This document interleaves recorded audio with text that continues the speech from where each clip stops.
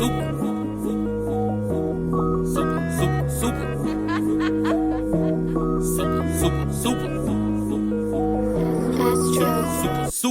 every season, ball every season, ball every season. Everything super around me, yeah, that's guaranteed. Big, we ball every season, ball every season, ball every season. Keep it 10K with the team, be like a regime. Big, we ball every season. Welcome to Sports Minds, where all roads leads to sports, and we talk ball every season. We are your hosts, Legendarius, Hassmaster Z, and Philthy. Man, we got a good one. We got a good one for the opening segment. Legendarius, let's kick this off. What it do, baby? Yo, before we actually get into the opening segment, I got a joke to tell real quick for the audience. What is the five fingers say to the face? What? Oh! if y'all ain't getting the reference, that's what happened to pop star. Is she still a star? Britney Spears. She's a star to a lot of people somewhere. She's technically a pop star, but she's not a star right now. Icon, aging icon. Britney. Well, she recently got freed from her indentured servitude underneath her father or whatever the hell. So this is a brand new woman. We don't know what's going on here. That's true. Well, we gonna find out in these next couple weeks. Right. Yeah. So out in Las Vegas, obviously, a lot of the NBA young guys are there for the summer league, and Wembanyama had his Spurs security with him as he's just walking, going to a restaurant or something like that, and then Britney Spears, aging icon. Like maybe you wouldn't see her and automatically identify as Britney Spears. Anyways, she grabs Wemby from behind, and the Wemby security gives her a smack, and it turned into all this outrage. But she released a statement saying that she grabbed her shoulder, which when she released that statement, I was like, he is 7'5". You did not grab his shoulder. You did not grab his shoulder. He's 5'2". Yeah, you already started out lying. So, and then the video comes out where it clearly shows that she didn't grab his shoulder, but grabbed his arm, and received a little backhand smack. So, well, let's not forget. Let's not highlight the true MVP of this video. It's his security detail. This dude had the rim protector stat on from 2K. The man's was ready. Dude just threw the arm back. Wow! This dude didn't even blink twice. But the even funnier than that was his NBA IQ to swat that fucking shit from the air. What's even funnier was the reaction once it happened and she smacked herself in the face. The bystanders were like, "Oh my god, that's Britney Spears!" And of course, they're all white. But oh my god, it's Britney Spears! I can't believe you did that. So annoying. Yeah. I mean, come on, it is Britney Spears, but at the same time, it's like, damn. I just think it's so funny on how it happened and it was a thing, and then now it's just brushed off because it's like you said, aging pop icon, Britney Spears, not Taylor Swift. If it was anybody who's younger, this shit would be, it'd be the next OJ trial or something. Also, think about it. Taylor Swift isn't going up to anybody. Trying right. to say, nice to meet you. It's you're going up to her. Rihanna, Beyonce, Nicki, right. Cardi, people of that status, they ain't going up to some rookie and be like, hey, nice to meet you, or good luck, or whatever. It's just Britney Spears became the groupie. Yeah. Literally in that moment. Yeah, in that moment. Absolutely. But after allegedly she smacked herself, but she says that she was smacked. But after that, she had this to say.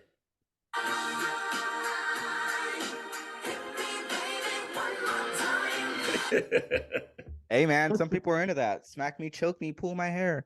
Yeah, man. But hey, as we were talking last episode we went really heavy into NBA free agency, and then a ton of moves went down after free agency, Yep. or after our episode. And we got to dive into some of these moves. Yes. So I want to talk about these people that got the bag, but before we do that, I just got to point out one thing to defend my guy Ja Morant. So Miles Bridges, last season he didn't play because he had a domestic violence incident with his wife, and you guys could look up the pictures for, our listeners at home to see what he did. Or not his wife, the mother of his children. You can look up the pictures to see what he did. He ended up, the NBA just ended up giving him 30-game suspension, but then decided because he didn't play all of last season that he has 20 games served. So he gets a 10-game suspension for domestic violence. 25 games for flashing a gun on IG Live. I'm just saying. That's true. I'm just saying. It's a double standard, and it's like, come on, bro. Like, the NBA is supposed to be progressive, one of the most progressive leagues when it comes to a lot of stances. And I mean, sports culture is sports culture, and as much as I hate to say it, it's times where like you feel like it doesn't really play into the women's favor all too much unless there's like overwhelming evidence or something like that to where it's like they have no choice. But like you said, Miles Bridges has pictures, so it's a double standard. It's broken. This is very similar to this is overwhelming. I just think about. Oh, go ahead. No, I'm just saying, like, we're looking at the picture. This is overwhelming evidence. Like, come on, bro. Like, clearly didn't. Yeah. She didn't do that to herself. Well, yeah, I was gonna know. Well, that's just inconsistency across these sports businesses. Like, we were just talking to NFL some weeks ago in regards to how they were treating gambling, but they were like seemingly lax about other situations in the past. I mean, they don't. Right. I don't think no one really knows what they're doing.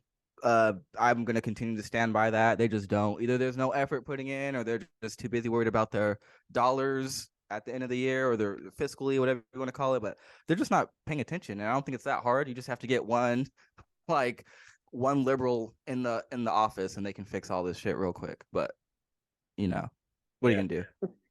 But with all that being said, Miles Bridges back on the Hornets.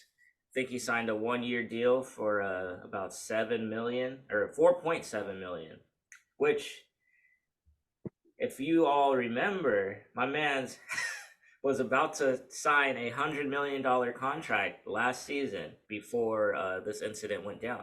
So he went from $100 million across 4 years to he has a 1-year $7.9 million offer. Yep.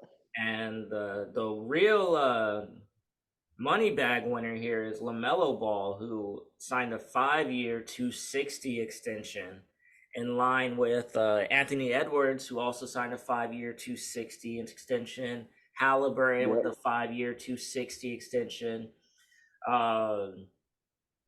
Meanwhile, I'm just saying, as we were talking about, young guys versus guys that are like more established.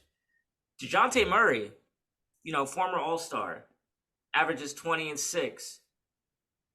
100% a better basketball player than Desmond Bane.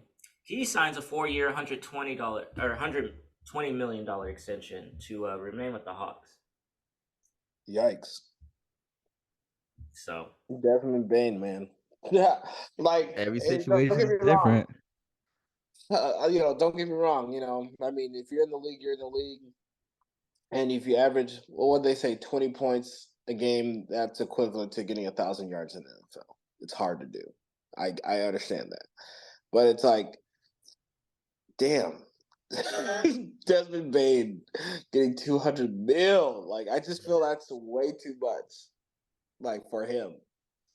All this pocket watching is disgusting. Look, it's the agents, it's the organization. Look, we're never going to understand how they come to their dollar value. I think I think some people do it for like whatever situation or team they're on. We'll get into one of the. Oh, you know what? We could do it now. Clippers. Russell Westbrook, 2-year, $8 million deal. Like, considering his numbers that are pretty, comparable to DeJounte Murray's, and just to get 2 years at $8 million, that is crazy to me. That's actually I think more that was a business and family decision. I mean, the age of Russell Westbrook, do I really want to move around the country again, move my family again? No, it's like, let me just stay here. I'm from here. Like, fuck it, dude. Yeah. Reported that as the biggest pay cut in NBA history. He went from making $45 million last year to now he's making $4 million a year. So it's a slight. Well, a bulk of his money is off the court, anyways. I don't even think he cares about his NBA check at this point. Because I think I've seen somewhere where he made $344 million like total career earnings anyway. So yeah, he's good. He's tied up in so many other endeavors. I think he has a little sponsorship deal with Hennessy. Like, he's fine. Yeah. Hennessy x Russell Westbrook. That's a wild combination. Westbrook off the Henny! And one. Speaking of people off the Henny, I feel like the Rockets were off the Henny when they decided to add in Dylan Brooks, Fred VanVleet, Jeff Green, Jock Landale. Like, I don't know what their plan is, but they did drop a stat that VanVleet and Dylan Brooks had the two worst 3-point percentages for the amount of threes they took in the league. So they got two volume shooters that don't shoot efficiently and said, y'all do this together. And they threw them in with Jalen Green, who's also a volume shooter. And, he Jalen Green might be some other things, but that's for another time. That's for another time. We ain't going to talk about it on this episode. You type in Jalen Green video on Twitter if you want to know what I'm talking about. Oh my God. But these Rockets, man. I don't know. Obviously, he's bad coaching, so maybe he has a plan, but I do not know how this is supposed to work out. Me neither. It's just one of those things where it's like, okay, so you have Dylan Brooks for possibly a semi Marcus Smart type of role, right? Where you're too kind. I know. I mean, well, what else would you like? He's not Draymond Green, and I know he's for sure not Marcus Smart, but it's like, let's try Matthew Dellavedova, who's a little taller with braids. Damn. All right. I mean, somebody said it best, where his defense is good, but it's not elite. It's not like we're talking about Tony Allen right now. Yeah, exactly. Remember when Dellavedova was hot? He was like the Steph Curry kryptonite shutdown dude. It's fine. It's a fair comparison. It's cool, dude. Yeah, it lasted a series barely. Yeah, it's fine. I mean, Dylan Brooks, he did the ultimate fleece. 4 years is fine. 80 mil, that's a fucking fleece. So, and you're living in Houston, you're fine, dude. Like, he's fine. Yeah, tax-free. Yeah, no, he'll be all right. He'll be all right. I feel like I just think what Udoka's plan is to have a good blend of veterans that play defense for the young guards. That's all I think. And just not show them the way, but it's more like, y'all need to see what's up. Because Fred VanVleet's probably going to be the leader. So, yeah. I think the story with the Rockets is more like Ime and The Office more than the roster anyways. They're going to make it a big deal more about him versus, this roster isn't blowing your face off. It's just a bunch of people that fucking fleece the organization. That's all it is. You're not blown away by it. Jock Landale, I'm fucking scared. I agree. I just feel like they're like, all right, who was good in the playoffs? It was like, let's go get them. It was like Jeff Green. Jeff Green was off the bench playing with the MVP. Like, Jock Landale was good relative to DeAndre Ayton, who were both getting cooked by the MVP. Like, that does not actually mean that they're good. Right. So, I feel like the Rockets, they may take they may have a couple more wins, but I feel like they have just too many too many like they just have players, but they don't fit.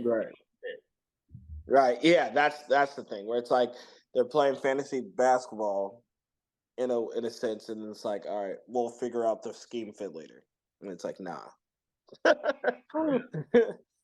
And I noticed too with these signings, some players are like going back to the teams that they were on before. I noticed that like Victor Oladipo's going back to the Thunder, Montrezl Harrell's going back to the Sixers. Like certain players are just going back to the team that they were on previously for some reason, and I just thought that was think about interesting. it. You see what the trend is? They're going back to teams that they played their best on. So Victor Oladipo, he was at his best. Well, actually, on the Pacers, but you get my point. The Thunder too. No, yeah, he was good. He was cooking when Russ allowed him to. Yeah. And then who was going back home? So Victor, and then there was somebody else you mentioned. Montrezl Harrell. He played for the Sixers. Montrezl Harrell was sixth man of the year and could have won it twice in the Clippers. So him going back, to be a hustle guy, because I haven't heard from him since he was in LA, as in like the Lakers. So yeah, and Sixers also picked up Mo Bamba 1-year deal, so he's gonna be Embiid's backup. Yep. The Sixers still, they need to figure out what they're gonna do with this James Harden situation, because obviously they don't like the initial package that the Clippers are trying to put together. They're trying to convince James Harden to stay now, so it's a mess. But it's always weird because you hear like these teams or these players requesting trades. Like James Harden requested a trade from the Sixers, and then over the 4th of July, James Harden in the Hamptons at the Michael Rubin white party with all the Sixers. Yeah. It's really confusing as like, just a layman sports fan just watching. It's like, dude, I don't get it. Like, because normally if I want to trade / leave my place of work, I think I'm kind of ousted, but not James Harden. You can still party with everyone else. You party with the owner and everything. It's quite a sight to see. Yeah. Right. Quite. Yeah. That's the perfect way to put it. Quite the sight to see. Yeah, and sadly, good vibes by Jay, our guest from last weekend. He's not here to mourn the loss of Obi Toppin, who he said Obi Toppin, Nick's favorite, needs to get more minutes. It was like, well, Obi Toppin, you can have more minutes in Indiana because they got him out of there. Yeah, that was like, oof. The Pacers, and they got DiVincenzo on the Knicks. But my thing with Obi Toppin, real quick, is I did not think that he was going to remain there. Did you guys hear the leaked audio of like him and Tibbs during the playoffs? I have not heard the audio. Oh, let me pull it up for you. All right, it's a little muffled, but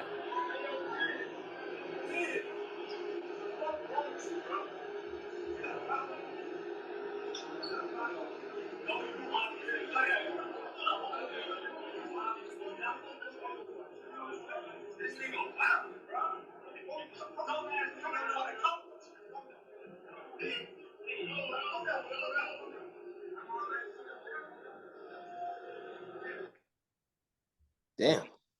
You guys hear that? Enough.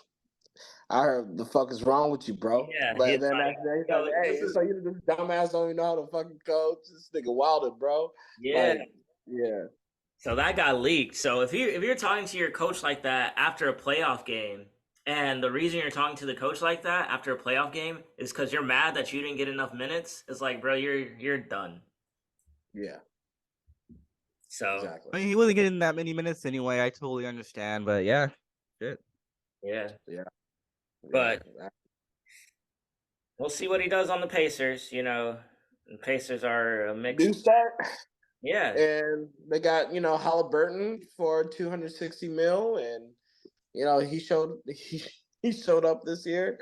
We'll see if he could keep it up, I guess. So I did want to highlight another Texas team that was doing entirely confusing shit. The Dallas Mavs. Like, okay, I get it. God. I feel like your only option was to cash out Kyrie because you're not gonna you just really know there's nothing you're gonna do with that. You made that decision last season, so you kind of had to keep him, in my opinion. I did think he kind of fleeced you, but hey, it's Kyrie. And I mean, okay, Grant Williams, he's not necessarily someone that scares me. He's freaking Draymond Green 1.5. Doesn't really put you over. All right. Dante Exum, he's still in the league. Dwight Powell, all right. I do like Dwight Powell, but he's not gonna do much outside of his usual. So I don't know. I mean, whatever. I'm not a Mavs fan. Fuck them, but I just don't know what they're doing. Both teams in Texas. It's like, all right, I'm not following the identity here, but I guess it's just fill the roster. I think. Well, I mean, I could see it a little bit where it's like, okay, you get Seth Curry, who's a shooter. You get also used to be on the Mavs. Yeah, and you get Kyrie Irving. Who I mean, we talked about this already. We already know what Kyrie is. And then Grant Williams, I think it's just balancing out between shooters and people who are willing to play defense. Because Luka, like a lot of bigger guards or guards, period, when you're distributing out the ball, you want to pass it to shooters, right? So, like LeBron's, for example, LeBron's key to winning, championships was when he was surrounded by shooters. Dwight Howard, when he went to the finals, he was surrounded by shooters. All these slashers and stuff that aren't great jump shooters need to be surrounded by people who have that J. So I could see the strategy a little bit. I mean, it's just some of the names I probably wouldn't go for, but I get what they're trying to do. Yeah, I feel like this is a stretch. I mean, Grant Williams wasn't even starting on the Celtics. Yeah, he's not. Put it this way, he's not. Yeah, and I was gonna disagree about saying he's a Draymond Green 1.5. I was like, Draymond Green is good. Grant Williams is alright. Oh, by the 1.5, I meant like half of the offensive capability and a full point in like the ruthless aggression for no reason. Well, he is that, or at least like the rest as well. He's on that level, but honestly, let's end with Dame, because there's just been a lot of gamesmanship that's been going on in the media with Dame Lillard. He's got his agent reporting that basically trying to scare off other teams, like, if you guys try to trade for Dame, he's not going to be happy. Pretty much just trying to force his way to Miami, which I feel like, I don't know why Portland's trying to like not send him where he wants to go. It's like, I did right by you this entire time. Trade me to the team that I want to go to. But then at the same time, it's like, all right, Portland's like, I mean, yeah, we want to work with you, but like, we're not going to trade you for pennies. So, tell this team to give us a legitimate offer, or, to get to work to get us something that we want. So I think this might end up dragging along for a while, and that seems to be like the way that it's headed, because it's not like Pat Riley's not gonna just give you whatever you want. He's gonna try to fleece you, and I think Portland's just standing their ground. But what do you guys think about the situation?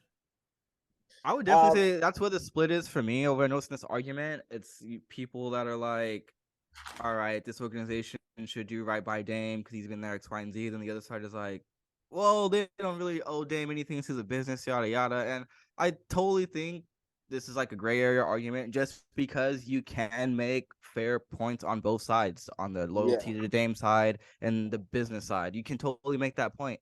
And I don't know what the solution is. It's tough. I think you really make things kind of more complicated when your agent comes out and says what he says about that, pigeonholes you into the team, so that makes business harder. And then on the other side, the Blazers are like, oh, we want a similar return, kind of like the what am I thinking of, the Gobert trade, or like these other lopsided trades. Like, bruh, you're probably not gonna get that for a bunch of X factor of reasons.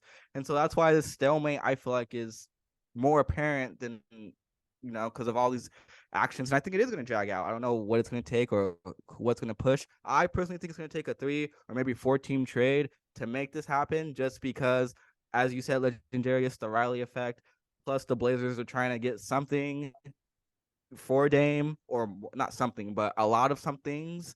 So I think it's going to take at least one more team.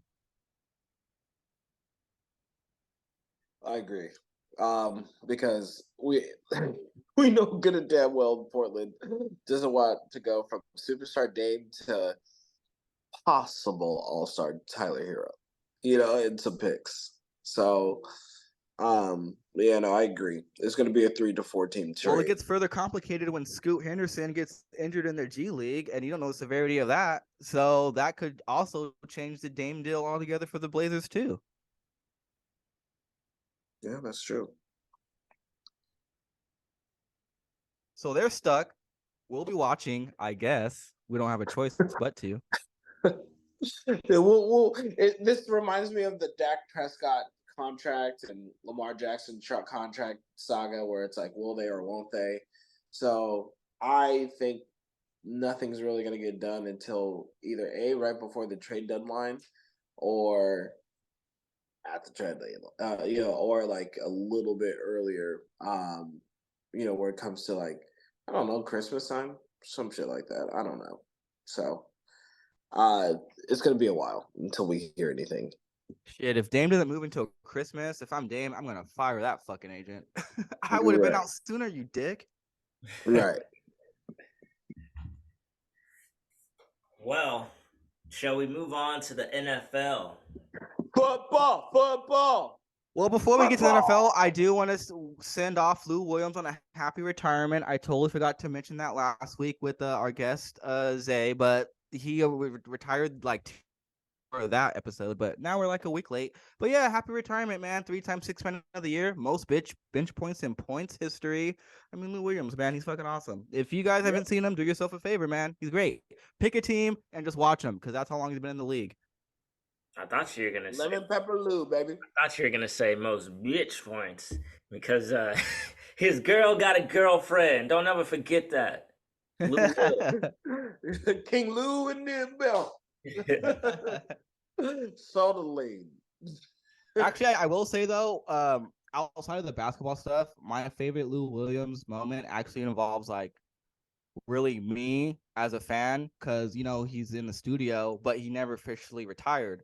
So he'll be in the studio talking, and they'll be like, dissecting. He's like, man, and they'll be like, oh, you can still play, right? And I feel like every other episode they were trying to get Lou, like, come on, Lou, you can still play, man. Come on, where would you go? I feel like they were just trying to get him to go. And every time I'd watch, I'd be like, come on, Lou, just do a little stint with the Lakers. Well, come on, bro. Like, just ride out the season, bro. I mean, granted, obviously you never did, but I mean, that was just a little fun memory I'm gonna have at Lou Williams. This back and forth we had in our head, where his colleagues were getting him to go back to the league, and I'm telling him, go to the Lakers, bro. And then we had a heart to heart, and he told me no.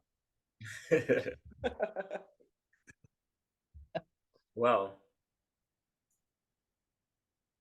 shall we talk about the relationship that is allegedly going on right now? Relationship? Yeah, allegedly. All right. Allegedly, there are some fireworks over this 4th of July weekend in the Hamptons, where one GOAT, Thomas Edward Patrick Brady, was getting cozy with none other than Kim Kardashian. Oh shit! Okay. Can you believe it? Well, you think it's not black. I mean, my man is a bachelor now. Fresh off the divorce. Kim is also fresh off a divorce. But I mean, is this a segue to NFL? Huh? We're talking segue to NFL. It's Tom Brady. This is NFL. It's Tom Brady, bro. Tom Brady. I was asking for a specific reason. Tom Brady, as in the greatest of all time. He's about to well, first of all, just to strictly speak to the Brady Kardashian, I don't believe that for a New York fucking minute. I mean, last thing I heard, she was getting piped by Pete Davidson. I don't see how you're going to Tom Brady after that. But I get it. For if you're Brady, you gotta cozy up to something. Hey, look. Let me tell you something right now. Why? She downgraded from Reggie Bush ever since. So she went. So she knows football's where it's at. Football's where it's at. Okay. And who else than Thomas Edward Patrick Brady, the GOAT? He's not even black. He is the first white man to get in that. Well, Pete Davidson, but first accomplished as a white man. Holy shit! Because Pete Unless Davidson they're linking is up like and what, doing a business Taco Bell venture, I don't see commercial? how this is happening. Bro, it's Tom. It's Tom Brady. It's the GOAT. Like, And it's what? Kim Kardashian, part of one of the most Don't you vain want families that in goat existence. milk? What are you talking about? He said, "Don't you want that goat milk? Huh?"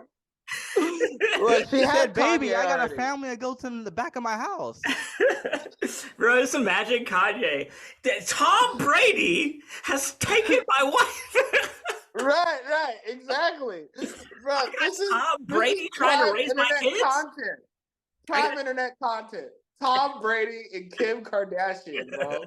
Like Kanye. Y'all must have missed the Pete Kanye Davidson probably wanted content to because put out that was a gold diss enough. tape. Like he Pete won't. Davidson's not big enough. Like he was just instantly getting trolled. I Like mean, he was big enough. calling him Skeet. No, not really. The fact that you can call him Skeet, it's just like, how are you gonna? I want to hear how he disrespects Tom Brady, or does he just say, "Man, Tom Brady is the greatest white man of all time." Right. Like, what can you say? Hey, Kim is playing chess out here. Nah, you gotta think about it. It's Kanye. Someone's gonna bring that shit up to him and they'll be like, "What are you talking about? I love Brady. It's Tom Brady. Who doesn't like Tom Brady? Exactly. Come on." Exactly. Can't say shit. Well, speaking of Tom Brady, well, I know who Tom Brady doesn't like, and that is FTX. remember our crypto remember when crypto was the future? FTX had an arena, Miami Heat's arena, the FTX arena. They had, Steph Curry and Tom Brady doing these commercials promoting FTX. My man's is out 30 mil now. Yeah, that's why I was highlighting it is slightly possible Tom Brady is in fact hugging up on Kim Kardashian because he's not hugging up on this 30 mil. Well, shit, he's trying to get that 30 mil back. Exactly. He's like, yo, put me on a couple episodes of the Kardashians before I get started with my NFL, broadcasting career where I'm making 10 years, 300 million. So, I was gonna say if we see him broadcasting this season, then I guess that 30 mil did hurt. But I think he'll recoup that in about 72 hours. Facts. Big facts. Like, come on, it's the summer, slow news cycle, so we got to keep ourselves entertained. Unless people are getting arrested, which hasn't happened yet, then we're gonna be talking about Tom Brady. We're gonna be talking about Tom Brady dating Kim Kardashian, things of that nature.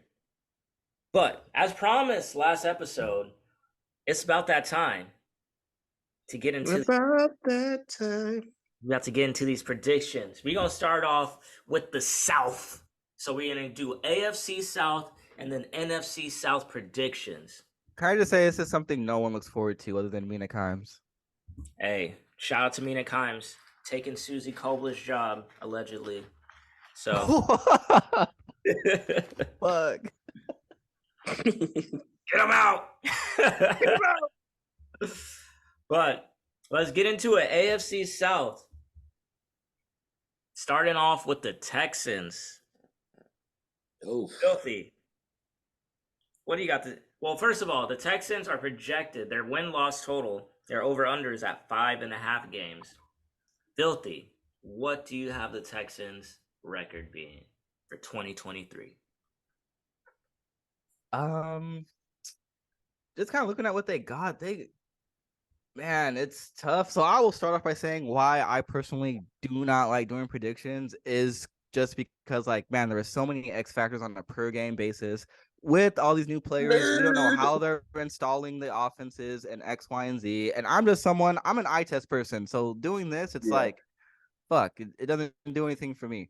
But looking at this shit, and this is what I'm saying. I was looking at the Texans schedule. I'm just like, dude, there are games where I can definitely say you're probably going to lose, but these are games where you can definitely probably win. Like, I'm not going to be surprised if they beat the Titans in week 15. Like, I'm not going to be surprised at that, but I can't also say that they're going to win for sure. So that's why it's just tough. Jaguars a toss up too. They could win that game. They better on defense, but they could also fucking lose by 14 points.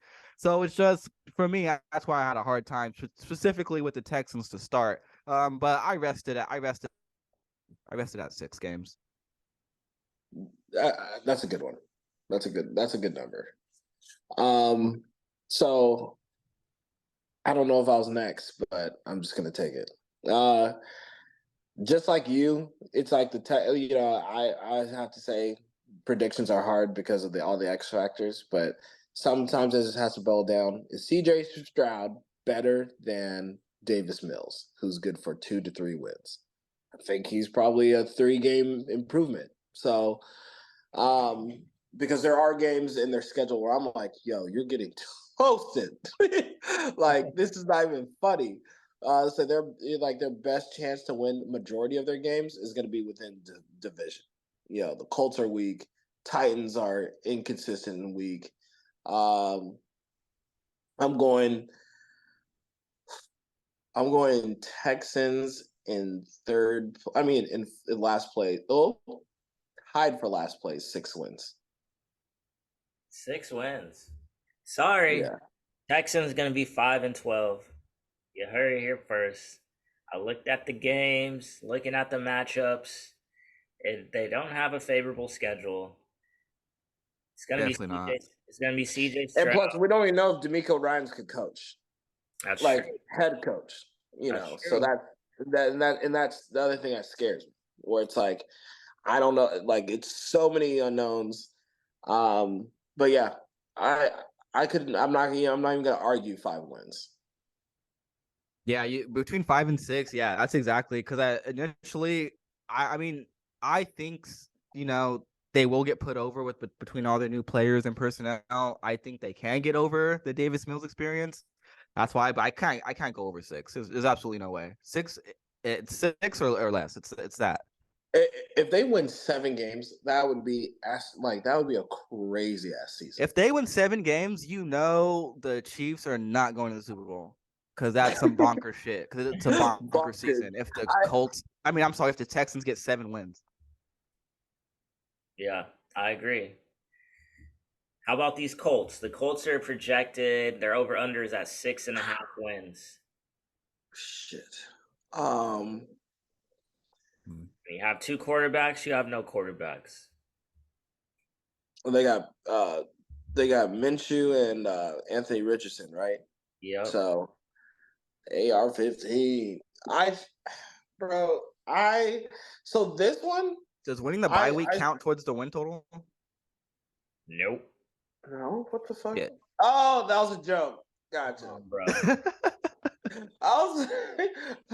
So originally, for everyone, I'm just gonna say I originally had Titans as a possible last place team, tied with the Texans. But as I think about it more, I mean, AFC South is the weakest division in the league. So I will say with confidence that the Colts, unless Jonathan Taylor gets his 2020 form back in rushing for 1,800 yards, and Michael Pittman, he was cooking, but it was like there was no quarterback really. I just have no faith in the Colts. I know their defense is pretty good, but it's like, okay, defense isn't the thing anymore. Can Gardner Minshew play better than 2-11 football? Like, he loses way more than he wins. Look it up. And Anthony Richardson, it's like, you're exciting in college, but how are you going to like, if you're general rule, if you complete under 50% of your passes in college, you're probably not going to be accurate in the NFL.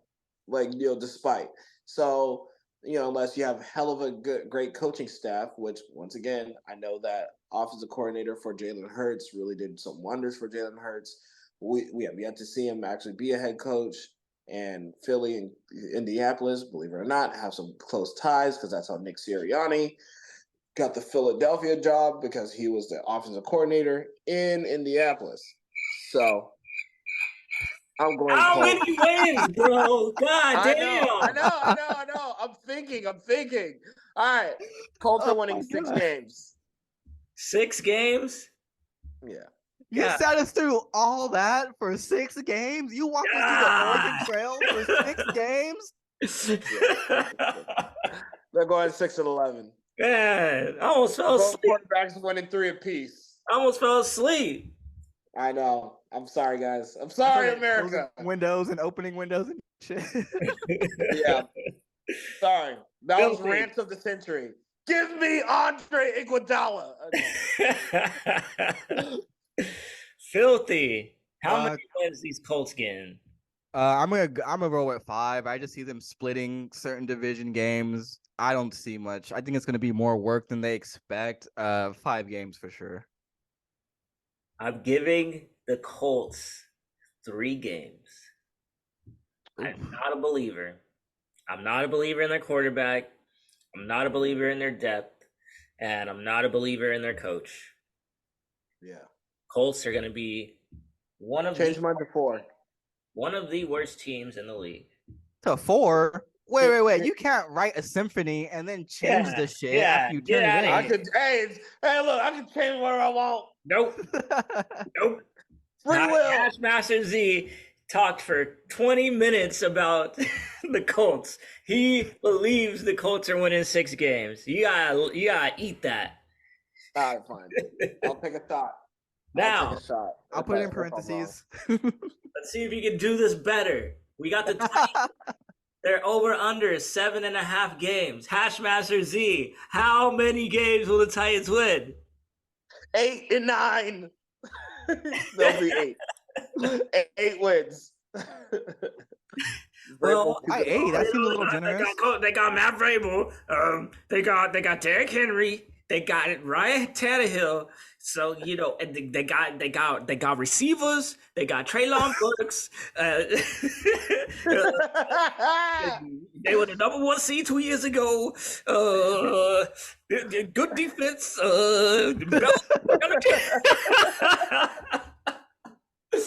Oh my god!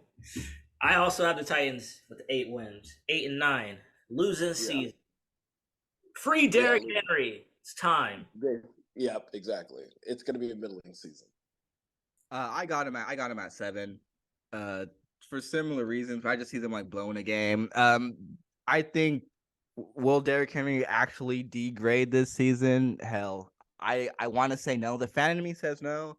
The realist in me says it's probably going to happen. I as much as we don't want it to, he could possibly look real human this year. I don't want him to, but he might. Because they have no number 1 receiver, and they have no quarterback. I mean, they got the quarterback they traded 4 years ago, so I mean, we can't be mad there. But I mean, yeah, what are you gonna do? Pass the tight end? I mean, they pigeonholed themselves here. I mean, they're fucked. We said this years ago, or we feel like we saw this years ago. They're fucked. They're a fucked team ever since they lost in the playoffs that year. They're not gonna bounce back. They gotta do something and fuck. Ever since they disrespected the Ravens logo, all right? Yeah, that too. That was it. Oh wow, that was over for y'all. That was over for y'all. Oh shit, man! They traded AJ Brown. I was like, what are you doing? Yeah, who made that choice? That's true. Well, it's like because Robert Woods. Who needs AJ Brown? Well, like you see that trade, and you're just like, okay, you guys are rebuilding, right? But then every move after AJ Brown shows you're resisting the rebuild. But you gave up your biggest piece, so obviously you're rebuilding. So you should have just dumped Henry too for maximum capital.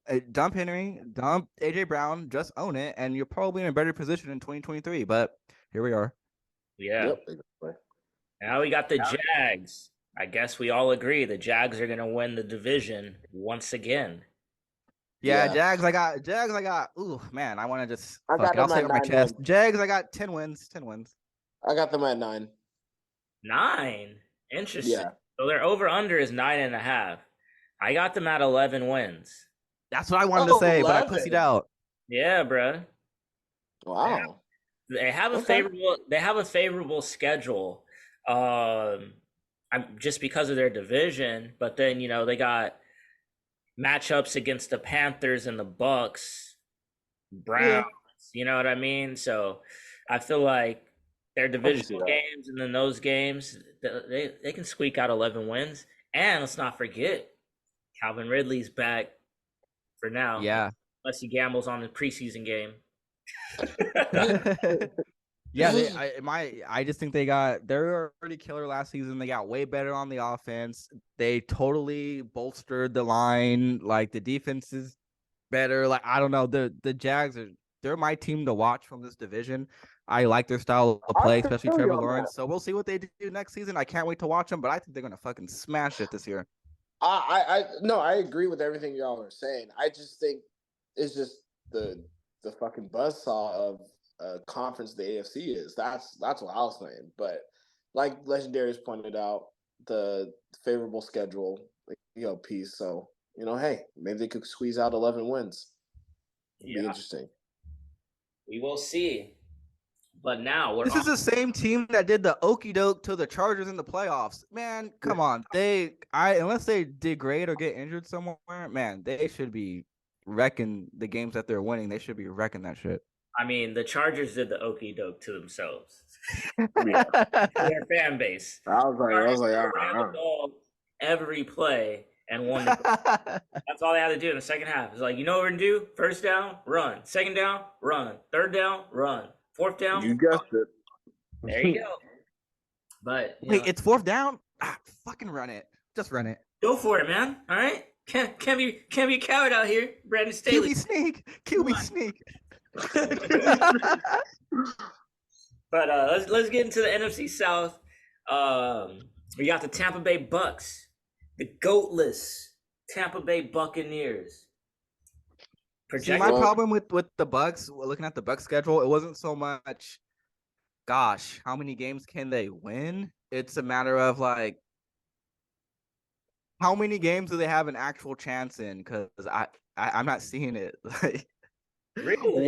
What part of this offense is going to put up points? I think Mike Evans, I want him to have another 1,000-yard season because I think that shit's awesome, but I don't know if he's going to get that shit. I don't know. I got them at 3 wins. Whoa, that's crazy. Wow. I have no faith in the Bucks at all. They're just a toothless team. It's a lame duck season, in my opinion. 3 wins. I mean, I'm sure they'll prove me wrong, but I'm not scared of the Bucks at all. 3 wins. You have Great. Baker Mayfield, bro. That's fine. Did you see Baker Mayfield won for 4 days preparation, learning a new offense? He goes into LA and beats the Raiders. All right? Baker Mayfield. Don't ever forget that. Unless he's going to also play on defense, I don't think his star power is going to do it. Well, you heard what Homeboy said. We're going to wreck shit this year. Who said that? One of the DBs on Tampa. So they're going to wreck their own shit. Come on, no one was walking into the season like, NFC South, Bucks. No, absolutely not. Like the Bucks, you guys are done until you guys do something. You gotta do something. You lost Brady, you got worse. Fournette's gone. You guys are not scary. Sorry. I got them at 5 wins. 5. Yeah. I'm going low. I believe. I just think believe Baker Mayfield won't finish the season. So, as a starter. Really? I don't think so, no. I think he will. I think, Bruce Arians is going to have his fingerprints over the offense again, even though he's in, upper management. And it'll be more of a Bruce Arians style offense than it was a Tom Brady style offense. You're going to have, you still got Evans, and you still got Godwin. So you got 2,000 yard receivers. You got the young boy, Rachaad White, former ASU Sun Devil. All right. 7 wins. I know, I get what you're saying. 7 and 10. Oh yeah. Baker Mayfield. I also remember that's the type of shit he did in Cleveland, like it's like, okay, you have Odell, you had Jarvis, you had Njoku, all these weapons around you, and then you and he gave you 7 wins. All right, he did it once. He could do it again. Give me 7 wins, Baker. Damn. It's like you sound like Skip Bayless. On that 11-game stretch, it was legendary, Shannon. 8-3. Like, boy, get your ass up out of here. I'm not asking you to get us to the playoffs. I'm asking you to, get us a number 10 pick. Shit. Yeah, I got them at 5. Yeah. I think they'll be happy with. Let's go Panthers next. Because everybody, Panthers are like low key the kings of 7 and 10 type shit. Like, over-under's at 7.5. So yeah, they're winning. They're winning 7. Bryce Young, all right. Bryce Young, you're Bryce, the number 1 overall pick. 7 games. That defense is fucking nice too. That defense is nice. That defense is Who is he throwing to? Did they bolster up the offensive line? Can he see over the offensive line? What happens once he gets tackled? He's gonna get crushed. Yeah. No, but you know what? That's a good question. Who? Yeah, who are on the Panthers offense? I'm gonna look that up right now. He has Adam Thielen. Oh yeah, he does. Oh, LaVishka Chenault, Shai Smith, Terrace Marshall Jr. Oh, these mofos losing. Bum bum bum. Yeah, they're gonna win like 6 to 7 games. So I'm gonna say 7. That's my final. I'm giving them 6 games, 6-11 for the Panthers. Yeah, I'm gonna start out easy with that much of a core without DJ Moore and new QB. Oof, I mean, they'll have some ups and downs, but yeah, I'm liking 6. All right. Now let's move to ATL, shouty. The Atlanta Falcons, I don't understand how they came up with this number, but their over-under is 7.5 wins. How many wins do the Falcons get? They got Bijan Robinson. They got Desmond Ridder. All right. Whew. Bold claim right now. It's not the Saints winning the division. It's the Atlanta Falcons. Let's go. It's not that bold because I almost want to say the same shit. What? Yeah, I think Atlanta's gonna win their division. Dude, they have the best running offensive line right now. They got Bijan Robinson. They're gonna cram the ball up the team's ass. And think of it this way: this team has been constructed like shit the last 2 years. Matt Ryan made it. It should have been a 4-13 team that he made it 7-10. Then Marcus Mariota on how atrocious he throws the ball, and all they had to do was run the ball, stay in it, 7-10. Desmond Ridder had some, Desmond Ridder, showed some flashes. I mean, not really, but just he's more of a game manager, right? All he has to do is not make the big mistake and make plays when he needs to, which under a full offseason as a starter, I think he will grasp that. And Kyle Pitts, somehow, some way, get him the freaking ball. Bijan Robinson, Tyler Algiers, Cordell Patterson, Arthur Smith is good at scheming his people open. So I'm going to say Falcons. For 3 years, he gets Kyle Pitts the ball. 2 years. Got it. Falcons, 6 wins. I'm not believing it. I don't care. You got Bijan Robinson. You got no receivers. You got Desmond Ridder. Drake London. You got Desmond Ridder, who's no good. I'm sorry. I'm not feeling it. I ain't feeling it. But you said that the Falcons are going to win the division, Hatchmaster? Yep. So how many games they win in? How many games does it take to win the division? They'll win it with 10. 10. Falcons, 10 wins. That's crazy. Because we didn't even talk about the Saints yet. Whose over-under win total is 9.5 games. And I'm here to tell you right now, the Saints are. I also got the Falcons at 8. 13. What? 13. The Saints? 13. Yeah. No, they're not. Yes, they are. 13-4. You heard it here first. And then everybody will say, oh, I guess Derek Carr was good. Oh, I guess the Raiders organization was a piece of shit. Oh, I guess we were wrong.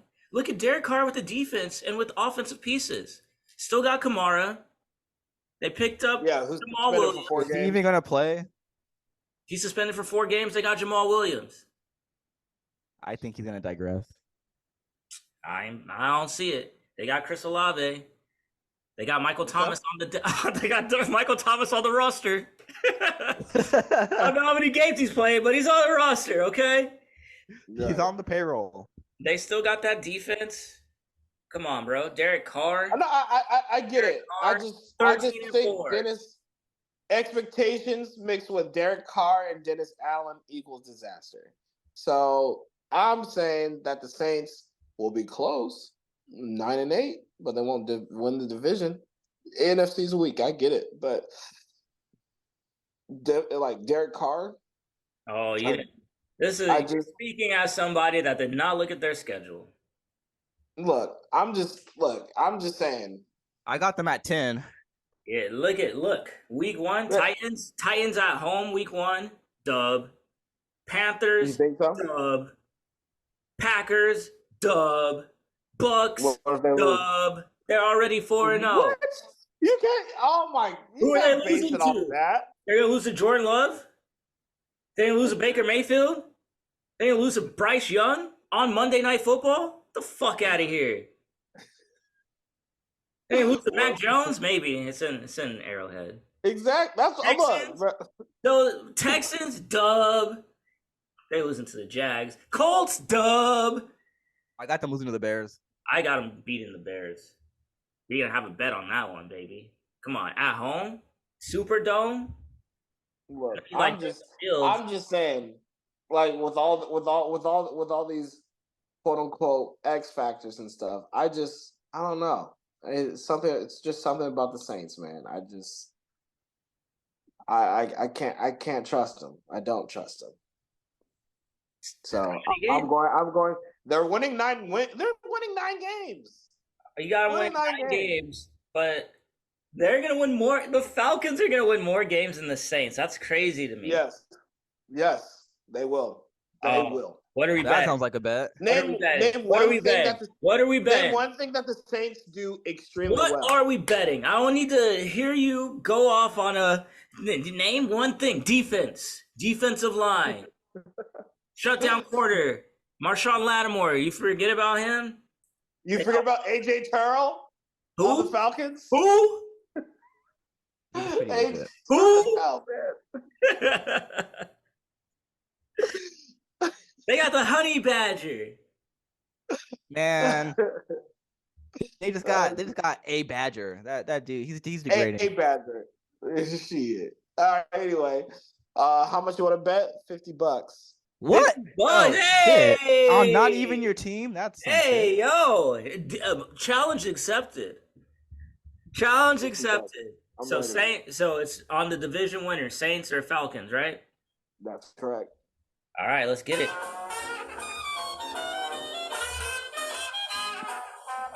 I challenge you to a duel.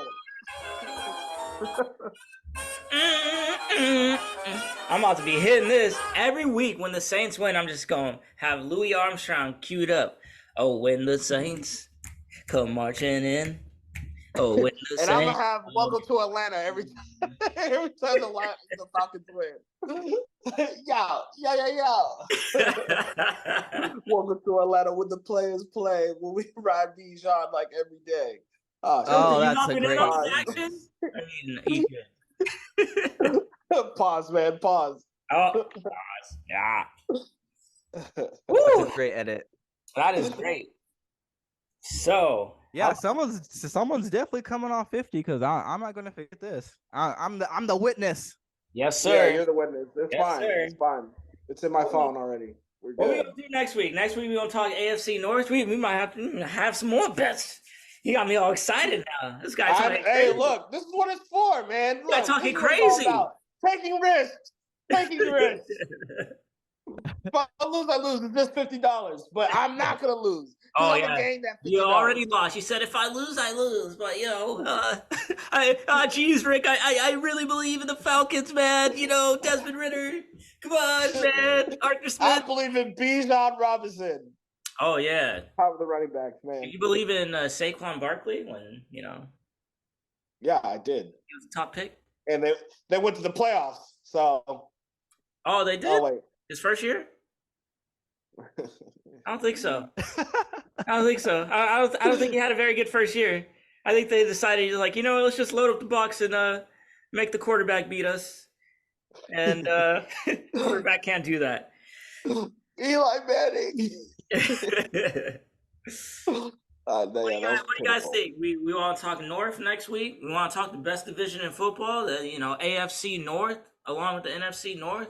Do we save them for a little ways down the road? We want to talk about the NFC least and the AFC East. Who we talking? Because we got to save the West. We got to save the West for one of our last two. Because AFC and NFC West, like that's fire. So fire. We I guess we could alternate, like having this is a really good division, next week, and then we could just go back to like some of the mid divisions and then save the West or East, whatever it was, for last. The West for last. So South, this bad divisions. So we'll do North. That's a good division. And then we'll do East because that's a terrible division, especially NFC East. Terrible. And then AFC East is good. No, I said AFC East. I mean, low key. You got Buffalo. You got Mike. You got Aaron Rodgers. You didn't even. I gave you 2 opportunities to defend your division, and you didn't do it. We had 3 teams in the playoffs. Well, unfortunately, I'm not an NFC East fan. I'm a Cowboys fan. So I'm not going to defend those other fucking 3 losers. Are you kidding me? Oh, okay, my bad. My bad. Right, like what? Yeah, 3 teams. Come on, you're going to defend the Bengals and the Browns and the Steelers? No, you're not. I mean, we the North. So if we have a bad season, it's like, hey, we're playing against good teams. Well, at least I got an excuse. Oh my God. It's not like, we really took it to the Giants and the Commanders twice. That's how we got 4 of our wins. And then flashback to you losing your shit as the Ravens lost easy games in the division. What division games we lose? Did Lamar play? Fuck you.